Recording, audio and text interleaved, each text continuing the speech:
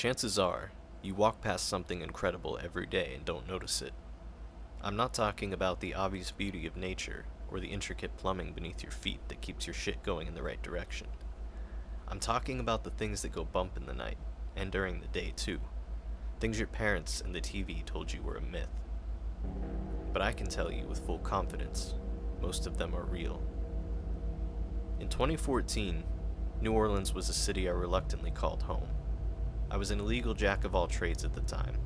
I sold coke, weed, I arranged escorts of all sexes and sizes for tourists. I pickpocketed Texans who got too drunk during Mardi Gras. I did it all. I was lovingly referred to by one of my employers as a walking, talking disease. I was quite flattered by this. If you move along the bottom feeders of NOLA, you might find an unusual amount of interest in the occult among your peers. I'm not just talking about voodoo.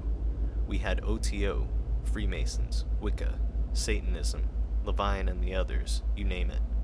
From Chicken Man to Anne Rice, NOLA is full of more boo and woo than you can shake a ceremonial dagger at. At the time, I thought it was great fun. If you study the thing, you'll very quickly find out why so many three-letter agencies in the government are interested in black magic. For example, there's a powder you can blow in someone's face, and if done right, they will do whatever you tell them for a time and have no memory of it. Or kill them. Watch your dosage on the elderly.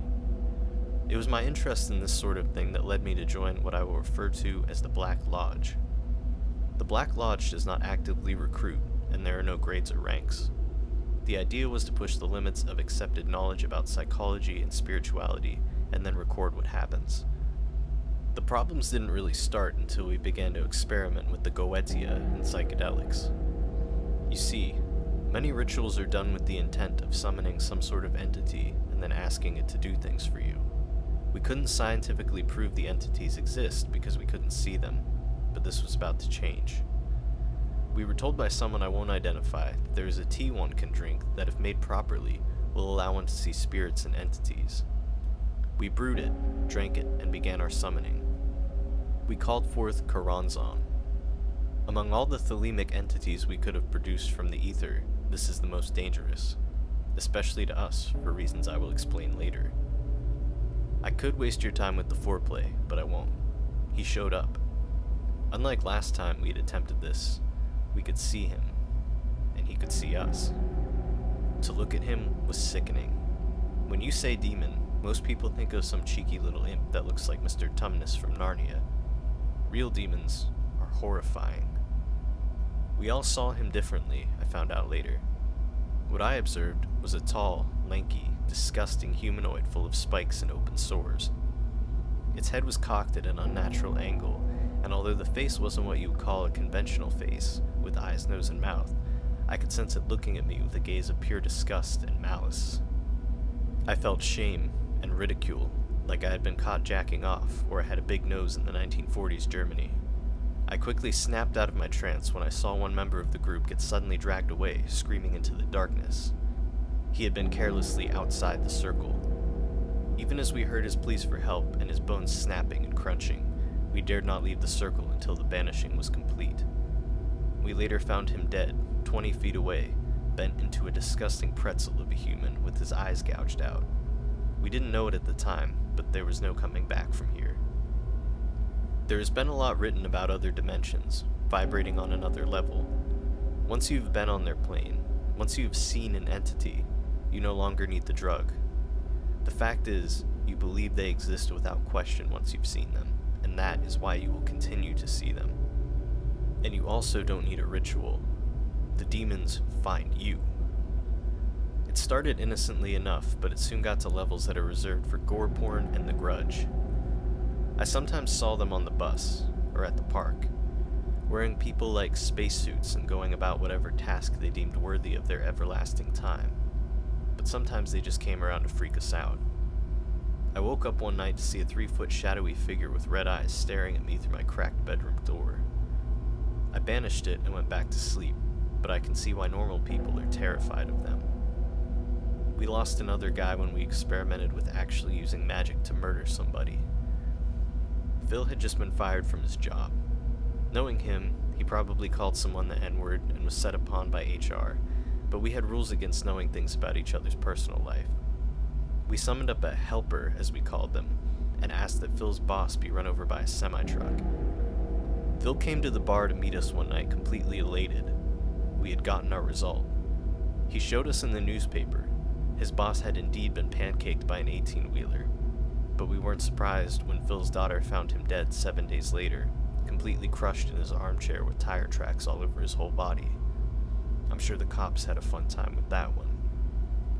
NOLA PD homicide probably had some strange customers over the years, so I bet it didn't come as a huge shock. I left the group about a month later, after we had what I'm sure was one of the worst occult hiccups in history. The thing that makes magic so appealing to people is the fulfillment of desire. Desire in this case was purely sexual. When you get 4 young men together in a city full of horrors and abandoned buildings, the recipe for disaster can reach levels that rival the Colonel's herbs and spices, but this ain't your mama's dirty rice. This desire led us to a party in what probably used to be a hotel, with 5 of the hottest, dirtiest sluts I could dig up around town for under $500 an hour. The night culminated in us taking some LSD, which, like good coke, was a rare treat in this part of the country.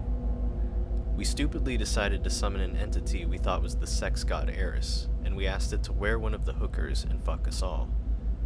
Best sex of my life, hands down, although at the time my palms were sweating, and I was oh so aware of all the spiders crawling on me as I was sucked into the night sky, which became a black hole. I actually ended up having a 3-week affair with the thing that was walking around in the 19-year-old stripper, but as it went on, it wanted more and more, until I finally refused its advances. The girl stalked me to no end after this. I saw her everywhere, and one night as I was walking home from another drunken orgy, I looked back to see her trailing me 10 feet behind. I could feel the anger, the indignation at my infidelity. I walked faster. She walked faster. I ran, and she bolted towards me, a sick, twisted grin adorning her tear-stained face.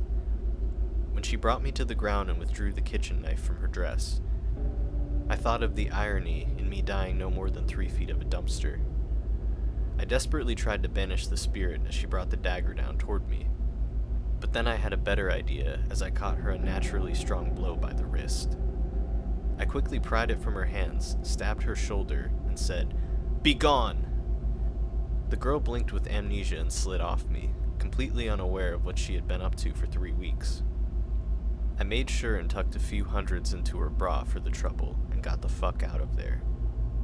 Since then, I have moved and limit my sorcery to sigils and other more modern and safe things. I hope to join an organized lodge one day and really perfect the art, but I'm sure they don't want anything to do with people like me.